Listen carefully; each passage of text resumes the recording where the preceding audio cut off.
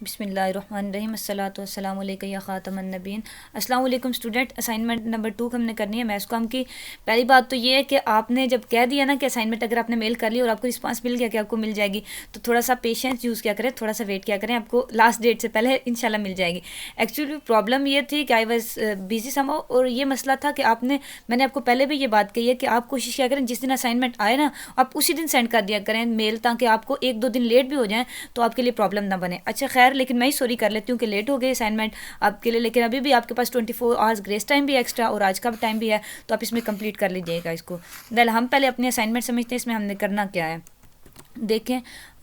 A feature is a longer piece of writing than a news story. हमने एक feature लिखना है, तो फ़ीचर हमें समझा रहा है क्या होता है। वो एक न्यूज़ स्टोरी से, एक हेडलाइन से बड़ा होता है पीस ऑफ राइटिंग। मतलब न्यूज़ स्टोरी तो हेडलाइन एक होती है ना, सीधी सी 1 लाइन या 2 लाइन है, तो वो उससे बड़ा होता है।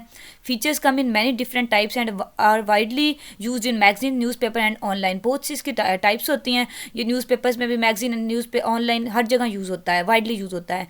A feature will often cover an issue in greater depth than a news story would do. कि एक न्यूज़ स्टोरी एक हेडलाइन जितना मतलब जितनी गहराई में आपको बयान करती है ना, उससे ज़्यादा गहराई में फ़ीचर आपको बयान करता है, जो असल वजह होती है जिसके बारे में वो लिखा गया होता है। और करे क्यों ना उससे ज़्यादा बयान, क्योंकि वो लॉन्गर भी तो होता है ना, जब बड़ा होगा तो डिस्क्रिप्शन ज़्यादा अच्छे से दी जाएगी। और it might look at an ongoing story from a different angle. तो आप इसको ऐसे भी कर सकते हैं कि ये एक ऑन गोइंग स्टोरी है। जैसे आप न्यूज़ एक हेडलाइन होती है सिर्फ 1 लाइन, लेकिन ये एक ऑन गोइंग स्टोरी है, मतलब ये लंबी बात होती है ना उससे न्यूज़ से, तो हम इसको ऐसे भी कह सकते हैं। अच्छा, feature is seldom written in the traditional inverted pyramids pattern, और it can be written in a narrative fashion much like a good joke और एनसीडोट। वो कहता है एक नरेटिव फैशन यानी कि रवायत के फैशन में भी इसको लिख सकते हैं हम, ट्रेडिशनल फैशन मूड में भी एक ऐसा जोक लिख सकते हैं, एंटीडोट, इसे किसी भी तरीके में, ये डिफरेंट इसके तरीके बताएं उसने फीचर लिखने के। लेकिन हमने क्या करना है अब, keeping in mind given information right a trend feature. आपने लिखना है ट्रेंड फीचर लिखना है, देख लें फनी या नरेटिव या फैशन या इस वाले मैंने आपने ट्रेंड लिखना है, मतलब एक कह लें बिजनेस टाइप का जो होता है ना, मतलब आपके काम से काम रखने वाला जोकिंग या स्टोरी नरेशन है आपने इसमें करनी। ट्रेंड फीचर लिखना है किस टॉपिक पे, giving work opportunities to international artist in Pakistan. कि पाकिस्तान में जो इंटरनेशनल आर्टिस्ट हैं उनको वर्क अपॉर्चुनिटी दी जाए, उनको दी जा रही हैं, जो आपकी ऑर्गेनाइजेशन है या कुछ भी आप उनको वर्क अपॉर्चुनिटीज़ देना चाहते हैं, इसके बारे में आपने फीचर देना न्यूज़पेपर मैगजीन में जहाँ भी। अच्छा, स्ट्रक्चर फीचर का क्या हो, हेडलाइन हो पहले सबसे, फिर लेड हो, यानी कि लेडिंग हो, इंट्रोडक्शन हो आपका कि आप किस बारे में फीचर दे रहे हैं, हेडलाइन को इंट्रोड्यूस करवा दें, डिटेल में बताएं, मेन बॉडी और देन एंडिंग। ठीक है, सेकंड टास्क हम बाद में देखेंगे, पहले हम इसको अपना परफॉर्म कर लें। एमएस वर्ड खोलते हैं, मैंने आपके लिए एक प्रिपेयर किया, उसको हम पहले करते हैं और फिर दूसरा हम पढ़ के दूसरा टास्क भी हम करेंगे अपना। वेट करें, एमएस वर्ड इज़ ओपनिंग। ये ओपन हो गया एमएस वर्ड हमारे पास, इसको हम खोलते हैं। तो हम इसको बारी बारी, सबसे पहले इधर देखें हमने क्या पढ़ा है, हेडलाइन हमारे फीचर का। पहले तो आप टॉपिक लिखते हैं, हम ऊपर इसको कॉपी करके हम लेके जाते हैं, टॉपिक को वहाँ पेस्ट करते हैं, उसके बाद हम हेडलाइन और बारी बारी सारा कुछ लिखेंगे। आपको पता है आपको ब्लू और ब्लैक जो है वो अलाउड होती है राइटिंग, तो हम वो भी करते हैं। ये देखें बच्चों, मैंने इसको टॉपिक लिख लिया पहले, इसको हम अपना हमने जो स्टाइल करना है, आपको पता है कि हम टाइम न्यू रोमन में करते हैं। सारे को सिलेक्ट करके हम पहले अपना जो स्टाइल है उसको टाइम न्यू रोमन में कर लेते हैं। देखें इसको यहाँ, और फॉन्ट स्टाइल जो आपने वो 12 करना है, ये फॉन्ट स्टाइल हमारा 12 हो गया। और यहाँ टाइम्स न्यू रोमन्स जिसमें हमने असाइनमेंट अपने देनी होती है, ट्रेडिशनल असाइनमेंट। उसके बाद ये हमारा टॉपिक है, इसको हम ब्लू में कर लेते हैं आपको, क्योंकि ब्लैक और ब्लू कलर अलाउड होते हैं। ये हो गया ब्लू में, and we also bold it, क्योंकि ये हमारा टॉपिक है। ठीक है जी, मैंने सारी हेडिंग्स जो है ये पेस्ट कर दी हैं, इनके नीचे नीचे आपने जो जो लिखना है इसको भी ना हम हेडिंग वाइज कर लेते हैं इस तरह। देखें बुलेट्स में इसको हम यहाँ से कर लेंगे, ये बुलेट्स में हो गया या इसमें, ये बुलेट्स ठीक है। अब हम हर हेडिंग में उसकी हेडिंग लिखे जाते हैं। ये देखें हेडलाइन, इधर नीचे हम हेडलाइन लिखते हैं, हेडलाइन में हमने लिखना क्या है। तो ये देखो बच्चों, मैंने हेडलाइंस टॉप राइट किए हैं और मैंने इसको बोल्ड भी कर लिया, थोड़ा जूम कर लिया, आपको अच्छे से नजर आ रही है। वैसे इसका फॉन्ट साइज 12 ही है, आपने यही रखना है। अच्छा, हेडलाइन आपने फीचर की लिखनी है, टॉपिक ये फीचर का, हेडलाइन देखें मैंने 4 हेडलाइंस दी हैं, आपने इनमें से एक लिखनी है या इनसे मिलती जुलती एक बनानी है। इनको कॉपी नहीं करना और आपने 4 नहीं लिखनी, आपको सिर्फ एक हेडलाइन लिखनी है। मैंने आपको ज़्यादा कंसेप्ट क्लियर करने के लिए एक से ज़्यादा हेडलाइंस लिखे हैं। देखें, here are the best work opportunities for international artist. आपने सब पूरा हेड नोट, मतलब ऊपर हेडलाइन इस तरह की होती है कि वो अट्रैक्टिव हो, और पढ़ने वाला जब हेडलाइन पढ़े रीडर तो फिर बाकी फीचर उसका पढ़ने को दिल करे, उसको उसमें इंटरेस्ट शो हो। तो हमने हेडलाइन ऐसी लिखी है कि अट्रैक्शन उसे शो हो रहा है कि हम बता रहे हैं कि यहाँ जो इंटरनेशनल आर्टिस्ट हैं उसके लिए बेस्ट वर्क अपॉर्चुनिटीज़ मौजूद है हमारे पास। और दूसरी हेडलाइन देखें, we provide the best opportunity to international artist, कि हम इंटरनेशनल आर्टिस्ट को बेस्ट वर्क अपॉर्चुनिटीज़ प्रोवाइड करते हैं। ये डब्ल्यू कैपिटल यहाँ आएगा। ओके, ये हमारी दूसरी हेडलाइन होगी। थर्ड वाली हेडलाइन देखें जो मैंने आपके लिए लिखा है कि hey we are there to change the working life of international artist, कि इंटरनेशनल आर्टिस्ट की हम जो वर्किंग लाइफ है उनके काम करने की ज़िंदगी चेंज कर रहे हैं यहाँ। मतलब इंटरेस्टिंग फील होता है ना, अट्रैक्टिव है, तो पढ़ने वाला अगर उसमें को जॉब में इंटरेस्ट हुआ या इंटरनेशनल आर्टिस्ट हुआ वो खुद, या उसका कोई उनसे लिंक हुआ, तो वो इसको पढ़ के खुद आगे फीचर पढ़ने पे मजबूर हो जाएगा। ये अट्रैक्टिव है हेडलाइन हमारी। ये देखें, here is a golden chance for international artist, international artist के लिए यहाँ एक सुनहरी मौका है। ये हेडलाइंस हमारी होगी 4, बता रही हूँ, फिर आपने इसको एक हेडलाइन लिखनी है, 4 नहीं लिखनी, ठीक है। आगे हम इंट्रोडक्शन जो बॉडी लिखते हैं इसको देखते हैं हम। अच्छा तो बच्चों ये देखें, इंट्रोडक्शन मैंने आपके लिए टाइप किया है, इसको देखते हैं। Our organisation is working on international level, हमारी जो ऑर्गेनाइजेशन है, तंजीम है, वो इंटरनेशनल लेवल पे काम कर रही है। So that we provide international artist with the best opportunities to work, तो इसलिए हम जो इंटरनेशनल आर्टिस्ट हैं उनको काम करने के लिए द बेस्ट अपॉर्चुनिटीज़ प्रोवाइड करते हैं, मुहैया करते हैं। Our organisation is unique in this feature that it always provide extra facilities to international artist, हमारी जो ऑर्गेनाइजेशन है ये अपने इस फीचर में यूनिक है, यानी कि इस अकेली हमारी ऑर्गेनाइजेशन का ये फीचर है क्या भला कि वो इंटरनेशनल आर्टिस्ट को, जो इंटरनेशनल वर्कर्स होते हैं, उनको एक्स्ट्रा फैसिलिटीज़, ज़्यादा सहूलियात मुहैया करती है। We give a chance to join our organisation, हम आपको अपने ऑर्गेनाइजेशन को ज्वाइन करने का एक मौका देते हैं। Every artist will find a smart amount of salary along with extra allowances and bonuses, तो वो इधर एक और हमने बात ये बता दी है कि जो सारे के सारे आर्टिस्ट हैं उनको एक्स्ट्रा सैलरी भी मिलेगी, sorry smart amount of salary मतलब अच्छी सैलरी भी मिलेगी, उसके साथ साथ एक्स्ट्रा अलाउंसेस और बोनसेस भी मिलेंगे। मतलब अगेन जी हमने उनके लिए एक अट्रैक्टिव बात कर दिया इंट्रोडक्शन में, कि जिसको पढ़ के वो आगे भी पढ़ने पर मजबूर हो जाएँ और उनका रुझान, उनकी तवज्जो हमारा जो काम है हेडलाइन देने का कि हमने उनको वर्क अपॉर्चुनिटीज़ प्रोवाइड करते हैं, वो उसकी तरफ पे हिट करें, पे अटेंशन करें और हमारी ऑर्गेनाइजेशन की तरफ या हमारी हेडलाइन को पढ़ के वो हमारी तरफ अट्रैक्ट हो। आगे हमने मेन बॉडी लिखनी है, तो ये देखते हैं हम। ये मेन बॉडी मैंने टाइप किया आपके लिए, इसको देखें। Our organisation is an international organisation, हमारी तंजीम जो है वो इंटरनेशनल तंजीम है। It provides an international work place to international workers, जो इंटरनेशनल वर्कर्स हैं उनके लिए ये एक इंटरनेशनल लेवल की वर्क प्लेस उन्हें मुहैया करती है। They find a sense of their own country here, तो यहाँ वो अपने कंट्री की सेंस पाते हैं, मतलब हम उन्हें ऐसा इन्वायरमेंट, ऐसी फैसिलिटीज़, ऐसी वर्क प्लेस प्रोवाइड करते हैं जहाँ वो अपने मुल्क का ऐसा एहसास पाते हैं। Moreover we provide them assistant at a levels, और हम उनको सारे लेवल्स पे, तमाम लेवल्स पे, मतलब उनका इमोशनल लेवल, पर्सनल लेवल, जो वर्क लेवल है, या आप कह लें जो उनका पर्सनल लेवल, रेजिडेंस लेवल, मतलब ऑल लेवल पे हम उनको असिस्टेंस प्रोवाइड करते हैं, उनकी मदद करते हैं। We take care of their personal as well as social needs, हम उनकी जो पर्सनल और सोशल नीड दोनों ज़रूरत का ख्याल रखते हैं। Legal rights of every artist is protected here, her artist के लीगल राइट्स यहाँ प्रोटेक्ट किए जाते हैं, मतलब लीगल राइट्स अब हर इंसान के बेसिक लीगल राइट्स होते हैं, और स्पेशली जो इंटरनेशनल होते हैं, मतलब उनको एलियंस भी कहते हैं, जो बाहर के लोग यहाँ रह रहे होते हैं, उनके अलहदा से लीगल राइट्स हैं, वो कॉन्स्टिट्यूशन में या लॉ में दिए गए हैं। तो वो अभी हम बता रहे हैं अपने मेन बॉडी में कि उनके सब राइट की यहाँ हिफाजत की जाएगी वर्क प्लेस पे। अब वो organisation also provides visa of every 6 months, कि हर 6 माह बाद हमारी ऑर्गेनाइजेशन जो है आर्टिस्ट को, इंटरनेशनल है चूँकि, वो उन्हें वीज़ा प्रोवाइड करेगी ताकि वो अपने मुल्क में जा सके, अपना होम विजिट कर सके, अपना कंट्री विजिट कर सके, मतलब ये वीज़ा अपॉर्चुनिटी फ्री उन्हें प्रोवाइड की जाएगी ऑर्गेनाइजेशन की तरफ से। समझ रहे हैं ना आप बात? अच्छा बच्चों, मैं आपको फिर कह रही हूँ, उसको आपने कॉपी नहीं करना, ये आपके लिए सैम्पल, मैंने कॉपी नहीं किया, खुद से मैंने लिखा है आपके लिए टाइम लगा के, ठीक है ना। आपको आप आइडिया इससे मिल गया, और मैं आपको एक्सप्लेन एक लाइन इसलिए कर रही हूँ कि जो मैं बातें आपको उर्दू में भी बता रही हूँ आप वो भी नोट करें, और इस सारे को, इस आइडिया को, जो मेरी बातें उर्दू में भी बता रही हूँ, दोनों चीज़ों को नोटिस करके ना आप खुद से अपना क्रिएट करें, so that every artist can visit her और हिज कंट्री। तो हमने क्या कहा कि हम उसको वीज़ा प्रोवाइड करते हैं ताकि वो अपना कंट्री को विजिट कर सके, वहाँ जा सके। In this manner we provide international artist with the best emotional support, तो इस तरीके से हम उन्हें जो द बेस्ट इमोशनल सपोर्ट है वो भी प्रोवाइड करते हैं इंटरनेशनल आर्टिस्ट को। लास्ट पे हमने एंडिंग करनी है, तो एंडिंग आपको पता है हमेशा हैप्पी एंडिंग होनी चाहिए, तभी जो हमारा जो भी मटेरियल है वो सक्सेसफुल होता है। तो एंडिंग देखें कैसे किया मैंने। It is a golden opportunity for international artist, international artist के लिए ये एक सुनहरी मौका है।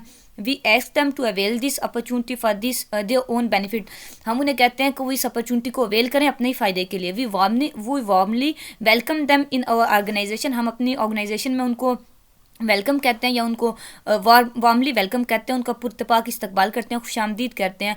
और देखें लास्ट वाली लाइन कितने मजे की, सो join us and shine your self, तो हमें ज्वाइन करें और अपने आप को संवारें। आप इधर कुछ भी लिख सकते हैं खुद से, जैसे ये मैंने जिंगल क्रिएट किया ना, आप भी सो join us and be brave of your self and shine your future and make your self successful and make your self happy. कुछ भी आप इसको करके ना ज्वाइन अस की भी जगह, मतलब आप एक ऐसे तरीके से इसको अट्रैक्टिव मैनर में पेश करें, जो इंट्रोडक्शन है, हेडलाइन और एंडिंग, ये खास तौर पे अट्रैक्टिव होनी चाहिए ताकि पढ़ने वाला अट्रैक्ट हो आपकी तरफ और आपकी जो ऑर्गेनाइजेशन का पर्पज़ है वो फुलफिल हो सके इस फीचर से। ठीक है बच्चों, ये हमने कर लिया फीचर। अब हमने जो दूसरा है हमारा वो पढ़ना है कि दूसरे नंबर पे हमें जो करना है सेकंड टास्क, वो देखें कि right the following given information in APA reference style list style.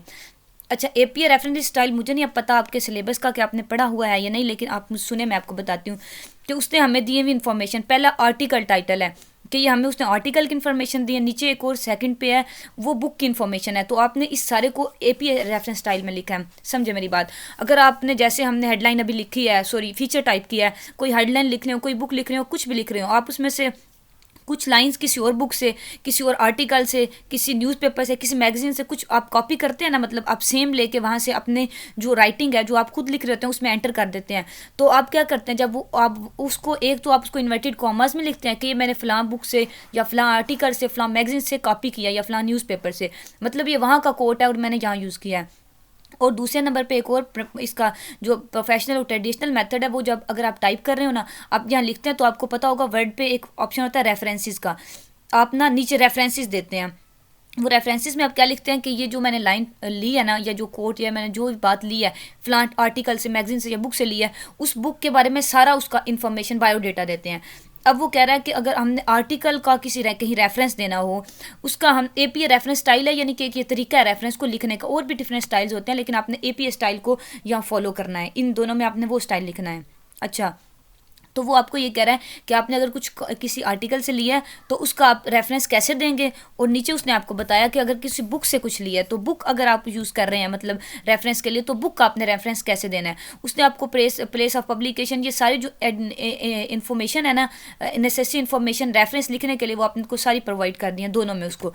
अच्छा, पहले हम फर्स्ट वाले का APA रेफरेंस स्टाइल लिखते हैं, इसको हम देखते हैं एक बार। इसमें उसने हमें आर्टिकल में प्रोवाइड क्या क्या किया, देखें आप कि फर्स्ट उसने हमें कहा है आर्टिकल का टाइटल दिया है, वो है secondary transfer effect of contact. ये आर्टिकल जो जिससे हम ले रहे हैं कुछ, वो उसका टाइटल है। ऑथर जिसने आर्टिकल लिखा है वो कौन है, टर्नर फोर्ड पेटिग्रू, ये आर्टिकल का ऑथर है। Subtitle, do inter group contact effect spread to non contacted out groups, ये उसका सब टाइटल है। जर्नल टाइटल क्या है कि social psychology, social psychology article का जर्नल टाइटल है। वॉल्यूम क्या है, जब जिस वॉल्यूम इशू आर्टिकल का 40 विदन ब्रैकेट्स 2 ईयर, जब आर्टिकल पब्लिश हुआ 2009। पेज नंबर, पेज रेंज, मतलब इन पेजेस में से आपने जो अपना आपने कोई भी मटेरियल उस आर्टिकल से लिया है तो आपने इन पेजेस में से लिया है। आपने वो पेज रेंज बता दें, 55 से 65 तक ये पेजेस हैं। और डोई, ये भी आर्टिकल की कोई होती है। आइडेंटिटी, ये भी आपने कर दी है। इसका मुझे ठीक से तो नहीं पता ये क्या होती है, मेरी अभी फर्स्ट टाइम है मेरे इससे इंटरेक्ट हुआ है, लेकिन मुझे ऐसे ही लग रहा है कि आर्टिकल की कोई आइडेंटिटी या उसको URL या HTTP जैसे होता है ना, कुछ ऐसा टाइप होती होगी। अगर आपको पता होगा तो आप मुझे ज़रूर बता देना। वेल, अच्छा, अब इसका APA स्टाइल देखें हमने कैसे लिखा है। अच्छा, तो बच्चों अब हम इस पहले वाले को अपने वर्ड पे जाके लिखते हैं कि हम इसका रेफरेंस स्टाइल कैसे लिखते हैं। जो हमने वर्ड 5 ऑलरेडी हमारी कंटिन्यू थी, उसमें ही हम नीचे लिखते हैं कि टास्क नंबर हमारा 2 है कि APA रेफरेंस स्टाइल में हमने इसको लिखना है। तो ये हमारा टास्क 2 हो गया। इसको हम बोल्ड और ब्लू में कर लेते हैं, फिर हम यहाँ अपना लिखते हैं बोल्ड एंड देन ब्लू। और ये पहले नंबर पे A जो पार्ट है इसका रेफरेंस स्टाइल का, इसका हमने पहले लिखना है आर्टिकल का, उसके बाद जो बुक का दिया हुआ है हमने वो लिखना है, ठीक है ना। ओके, ये मैंने first reference style copy type किया आपके लिए। देखें, आर्टिकल का स्टाइल है। आर्टिकल का हमने स्टाइल क्या लिखते हैं, सबसे पहले हम इसका ऑथर का नाम लिखते हैं, जो कि हमने उधर आर्टिकल में हमें गिवन इन्फॉर्मेशन में आपके जो असाइनमेंट है उसमें दिया गया, ये हमने ऑथर का नाम टाइप कर लिया। उसके बाद हम ये टाइप करते हैं, ये हमने लिखा। उसके बाद हम करते हैं आर्टिकल का टाइटल, ये आर्टिकल का टाइटल हो गया। उसके बाद ये सब टाइटल हो गया, और ये इसका जो जनरल टाइटल है वो हो गया। उसके बाद ये 40.2 ये हमने इसका लिखा है। एक मिनट इधर देखते हैं कि क्या था ये 40.2, ये हाँ इसका 40.2 इसका वॉल्यूम है इशू करने का, और उसके बाद पेज नंबर और ये DOI, ठीक है। ये चीज़ें अब हम आप देखें हमने कैसे लिखे हैं रेफरेंस में, जैसे हम इसको लिखते हैं आर्टिकल स्टाइल को, ये एक तरीका है, मेथड है लिखने का, और ये एज इट इज़ लिखना है, इसमें आपने कॉपी कुछ वगैरह हो नहीं सकता। मतलब जैसे मैंने लिखा ना सेम आपने ऐसे ही अपनी असाइनमेंट में लिखना है, क्योंकि ये आर्टिकल लिखने का APA जो स्टाइल है वो है ही ये, तो आपने ऐसे लिखना है। ओके, ये 42.2 हमारे पास था, क्या उसको कहते हैं वॉल्यूम, और ये 55 से 65 तक पेज नंबर्स थे हमारे पास, और ये एंड पे DOI जो डोई थी मैंने आपको बताया, इसको मैंने कंफर्म किया, ये वही होती है जो मैंने आपको बताया, यानी कि इसको कहते हैं DOI, डिजिटल ऑब्जेक्ट आइडेंटिफायर। तो जैसे हम किसी चीज़ को मतलब नेट पे जैसे कोई होती है उसकी HTTP होती है ना, इसको हम कहते हैं लिंक हो गया, या उसका ऐसे ही ये जो आर्टिकल है उसकी DOI होती है, digital identifier, digital object and identifier, ठीक है। ये हमने लास्ट पे लिखनी है। अच्छा, जो आपने नोट बात करनी है पहले ये, उसके बाद इसको अंडर विद इन ब्रैकेट्स लिखना है, full stop, again full stop, फिर यहाँ इन दोनों में कॉलन आना है, सब टाइटल और टाइटल में हमने कॉलम से अलग करना है, उसके बाद कॉमा के बाद हमने ये पुट करना है, फिर कॉमा, फिर पेज नंबर, और इनके बाद फिर कॉमा, और एंड पे DOI, उसके बाद फुल स्टॉप। ये प्रोनाउंसिएशन जो है ना, प्रोनाउंसिएशन मार्क आपने इनको स्ट्रिक्टली यहाँ फॉलो करना है। अब हम जो सेकेंड हमारा है रिक्वायरमेंट उसको देखते हैं, उसका हम APA स्टाइल लिखते हैं। सेकंड रिक्वायरमेंट हमारी एक बुक के लिए कि ऑथर ऑफ द बुक का हमें ऑथर बताया गया है, कौन है वो बोला, इसके 3 ऑथर हैं, पीट, यंग एंड कोलिंस, 3 ऑथर हो गए बुक के। टाइटल ऑफ द बुक है in ageing and diversity and active learning experience. Year of publication not available, मतलब ये हमें नहीं पता। पेज नंबर 305 से 318। Title of the chapter informal and formal care for older persons. Addition book का 3rd है, पब्लिशन राउटलेज है, प्लेस ऑफ पब्लिशन न्यूयॉर्क NY, ठीक है। इसको हम अगेन बुक को भी APA स्टाइल में लिखते हैं अपने वर्ड पे जाके। ये APA स्टाइल बुक का जो हमें सेकंड टास्क दिया गया था, सेकंड टास्क का जो सेकंड पार्ट था वो हमने किया। देखें पहले पीट, यंग एंड कोलिंस, पहले हमने लिखे जो बुक के ऑथर्स थे इनको पहले लिखा, उसके बाद उसने हमें बताया कि जो बुक का हमारे पास ईयर ऑफ पब्लिकेशन है वो नॉट अवेलेबल है। दूसरे number per year of publication अगर 2010, 1990 वट एवर कोई ईयर हमें दिया गया था तो हम यहाँ लिखते विद इन ब्रैकेट्स, तो नॉट अवेलेबल का हमने N.A लिखा, ये आपने स्मॉल लेटर्स में ऐसे लिखना है और डॉट लिखना है दरमियान में, उसके बाद डॉट, उसके बाद in ageing and diversity and active learning experience. ये क्या है, ये बुक का टाइटल है, बुक का टाइटल एज इट इज़ लिखा, फिर फुल स्टॉप, उसके बाद हमने ये चैप्टर का टाइटल जो हमारे पास है वो लिखा, informal and formal care for older person. Then हमने फुल स्टॉप, फिर स्पेस, उसके बाद बुक का एडिशन लिखा जो कि 3rd है, फिर फुल स्टॉप और फिर पेज नंबर्स लिखे बुक के, फुल स्टॉप। देन हमने लिखा कि जिस जगह वो पब्लिश हुई है book, place of publication New York, फिर फुल स्टॉप और फिर पब्लिशर्स लिखे, पब्लिशर लिखा जिसने इस बुक को पब्लिश किया, ठीक है। समझ गए ना। इन दोनों को बता रही हूँ कि इसमें कॉपी या चीटिंग वाला कोई सीन नहीं है, ये आर्टिकल का APA स्टाइल है, जो APL कहते हैं अमेरिकन जो साइकोलॉजिकल स्टाइल है, यानी कि जो मैंने आपको बताया रेफरेंस हम कैसे लिखते हैं, तो रेफरेंस लिखने का जो APA स्टाइल है अमेरिकन साइकोलॉजिकल स्टाइल, तो उसको हमने इधर American psychology APA mean American psychological, A for association, पहले A जो पर American, P for psychological and A for association. APS भी हम इसको कह सकते हैं कि अमेरिकन साइकोलॉजिकल स्टाइल, लेकिन APA रेफरेंस स्टाइल इसको आप करें। और आर्टिकल लिखने का यही है, ये मतलब एक यूनिवर्सल आप कह लें, यूनिवर्सिटी रिकॉग्नाइज्ड है तो ऐसे लिखा, और ये बुक लिखने का ऐसे, ये दोनों आपने एज इट इज़ लिखने हैं, जबकि ऊपर वाले जो हमारा टास्क है उससे अपना आइडिया लेना है और खुद से करना है, ठीक है। Best of luck for your assignment. काफ़ी डिफिकल्ट थी आपके असाइनमेंट, लेकिन इंशाल्लाह होप सो इस आइडिया से आप कर लेंगे। बेस्ट ऑफ लक, अपना ख्याल रखिएगा बच्चों, अल्लाह हाफिज़।